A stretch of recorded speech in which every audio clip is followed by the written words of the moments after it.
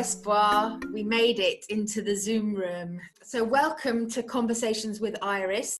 You're on lockdown in Birmingham in the UK, a migrant from the Cameroon. I'm in lockdown in Cologne in Germany, a migrant from the UK. And together we're going to reflect on what it's like to be locked down in countries away from our homes. My name is Espoir. I'm a lesbian seeking asylum in the UK, from Cameroon precisely. I've been here my 3 years running. Yeah, still trying to persuade the Home Office to grant me the leave to remain. I was seeking protection from Cameroon because it's a country that doesn't give any rights to LGBT people. After having lost my partner, it wasn't easy.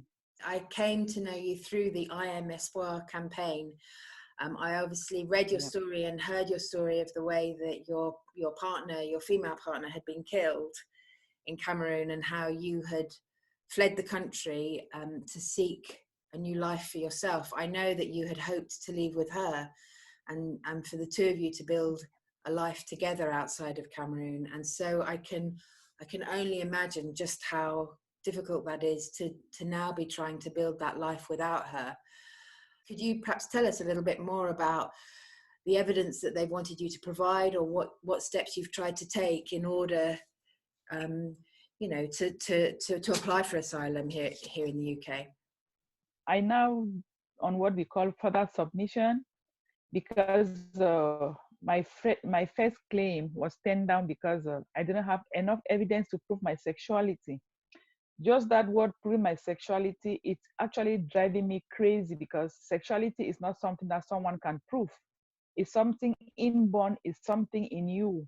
So for someone to tell you prove your sexuality, it's like degrading you to an animal.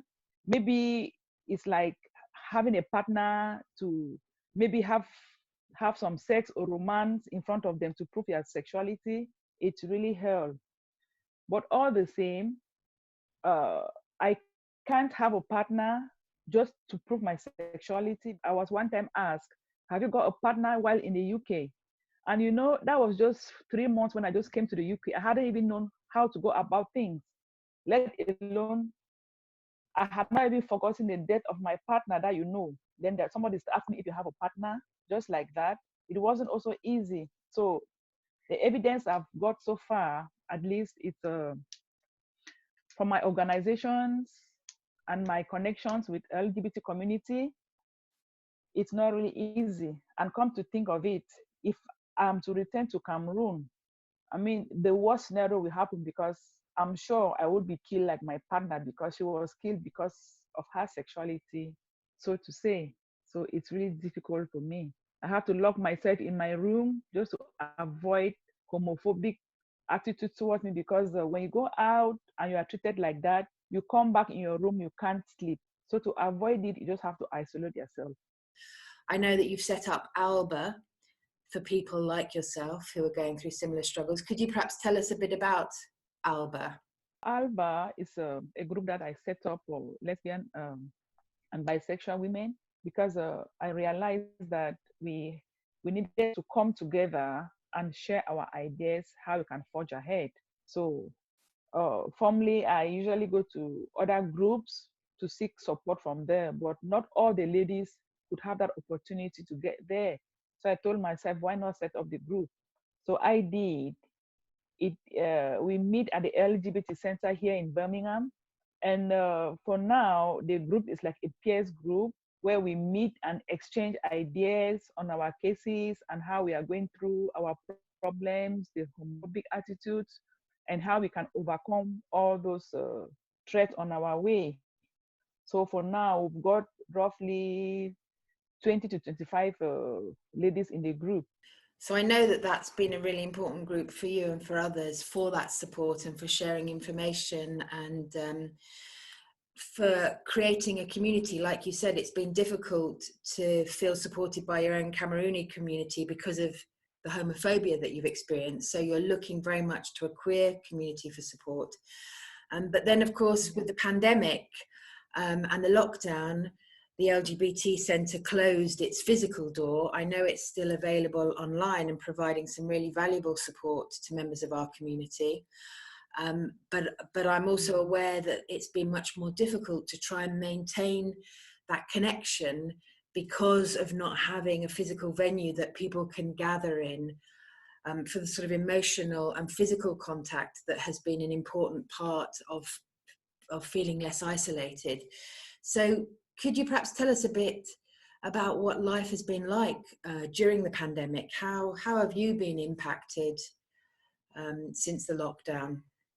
Since the lockdown, I have really been in isolation. Like, I'm tired looking at the four walls of my room. You know, all thoughts come through your head. You know, at times I just sit, it's like I'm seeing my partner, my late partner in front of me. It's really, really scary because formerly I had the thought of her, no doubt, but the fact that I could go out and meet friends in different groups. I mentioned just Alba, but I've got a lot of LGBT community that I actually go there. But now with the lockdown, I can't actually go anywhere. I'm just in my room. It's so traumatic and so depressing. So depressing, especially with the fact that you are alone. You don't have somebody to try to like brave the situation with. I really feel like the whole world is like tumbling on my head because at times I just look at the window just to see if, you know, I could feel if I'm outside. But even like that, it's still difficult. So it really affects my mental health so much. Let alone go to shops which are a bit further from my house to get what I really want to eat. It's difficult. I can't do that just for the fact that if I come in contact with the police, what will become of my case? And again, if I should contract the illness and it comes to the point where I have to go to the hospital, with my situation, will I be able to have a ventilator? So in the face of all this, what do you do?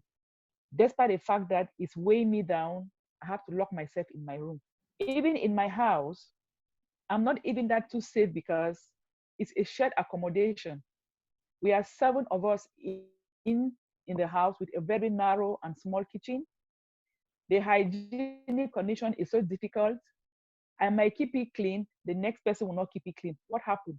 In case of any virus, I'm affected.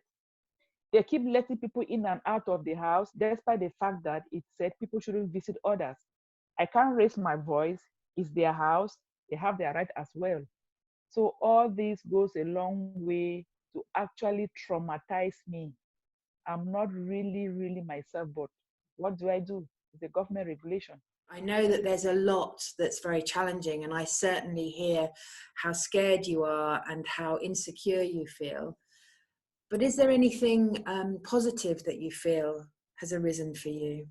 The fact that the community is like one, standing for one another, sharing each other grief. It's actually motivated me so much to think that I'm not alone as I thought, because I just see the world that without my partner, I'm I'm not living. But it has proven to an extent that I've got people around me. I volunteer in Baobab Group, which is run by Sarah. She makes it like a duty to always call and check on me and pass and give me food. And at times I've got food, but not really what I really like to eat, like my African food. So I need money to go and get those things because not all the shops accept a spend card. So when I have that money, at least when I can get my plantain and my palm oil Yeah. and my African vegetable, at least I eat and feel that I am okay. And again, we've got a lot of support. They give us like a top ups so we can meet up with a Zoom discussions and chat. Like most of those my meetings, at least we still see ourselves on camera as I'm seeing Dawn now, though not physically, but at least you could still get that smile that we usually shared before this period. So the communal life is really, really so good. And I mean, it shows some positivity that all is not lost. Mm. And when you think about the future, when the pandemic has passed or when the lockdown is lifted, how do you see yourself in the future? I'll look at that at a 2 dimension. To start with, I don't actually see anything positive because I live in a limbo. My stay here, or say my life, is in the hand of the Home Office. So I can't actually tell at any particular moment whether they will accept me to stay here in the UK or not. Because if I have to stay, I mean, I don't know how happy I will be, because I mean, I will take my normal life. I will live to be who I am. I can walk around. I can do some of those things.